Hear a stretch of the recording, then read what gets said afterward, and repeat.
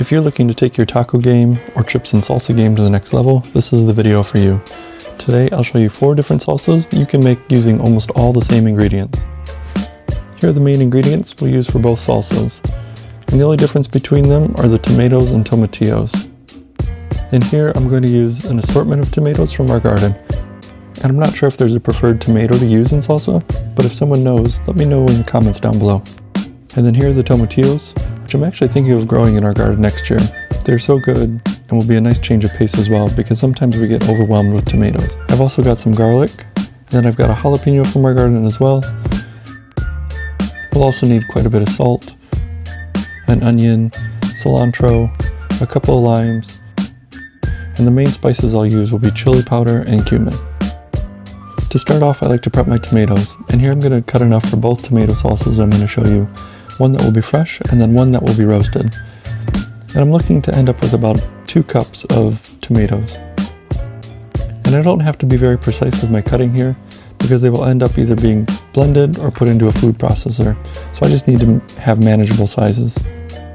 And for the roasted salsa, I'm going to leave the cherry tomatoes whole, and then cut the Roma tomatoes in half lengthwise. Then I'll put those cut side down on a sheet pan, along with the cherry tomatoes and a quarter of a white onion. I'll also add in 1 garlic clove, and then coat all of this with canola oil and a little bit of salt. And then I'll put that into my toaster oven at 425 for about 10 or 15 minutes, but it really depends on the color more than the time. And while that's roasting in the oven, I'll work on the fresh tomato salsa, which is the fastest and easiest. And I'll give those a quick pulse, because I like to give those a little bit of a head start before I add in the onion and cilantro. And I don't really have exact measurements of these ingredients, because you'll want to adjust as you go. Some people really don't like the taste of fresh onion, or don't like the taste of cilantro, so you can adjust as needed. And that's one of the nicest parts about making salsas at home, is that you can adjust to your preferences. Now that I have that chopped up, I'll add in my seasoning, and as I mentioned before, I'll be using cumin, chili powder, salt, and lime juice. And then I'll just whip those one more time just to mix it all together and give it a taste to see what it needs. And here I needed a bit more salt and cilantro, and then this one is good to go. And that one came together in less than 5 minutes. And while the other tomatoes are still roasting, I'll move on to prepping the tomatillos for the green salsas. And to prep these, all you'll need to do is pull off their husk and then cut them in half. And here I'll be making a standard boiled salsa verde and then also a roasted one as well. And both of these roasted salsas also work really well on the grill too. So if you have time, you can give that a shot too. And since I'm here, I'll also cut up a quarter of an onion and then also chop off some cilantro as well, so it's all ready. And about now, the roasted tomatoes should be about done in the oven, so I'll take a look at those and make sure they have enough color for me. And these look really good. So I'll put them off to the side so they can cool a bit before I blend them up. And then while those cool, I'll get a pot of water on to boil and add a bit of salt. And as that's coming up to a boil, I'll add in the cut up tomatillos, onion, and garlic. And those will boil for about 5 minutes or so until they are ready. While those are boiling, I'll head back over to the cutting board and get the rest of the tomatillos onto a sheet pan with the rest of the onion and 1 more clove of garlic. And just like the tomatoes, I'll cover it all with oil and salt and put it into that same 425-degree oven for about 10 or 15 minutes. Once I have those in, I'll also check on the boiling tomatillos, and those still need a little bit more time, so I'll let them go while I process the roasted tomato salsa. And here you want to make sure that you add in all the juice that accumulated on the bottom of the pan. There's a lot of good flavor in there, and you don't want to miss it.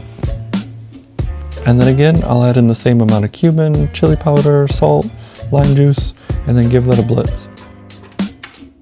And again, I'll adjust for seasoning as needed. And now that that's done, you can see the 2 of them side by side, and you can really see how the pectin in the tomatoes really thickens the roasted salsa. And both of these turned out really good.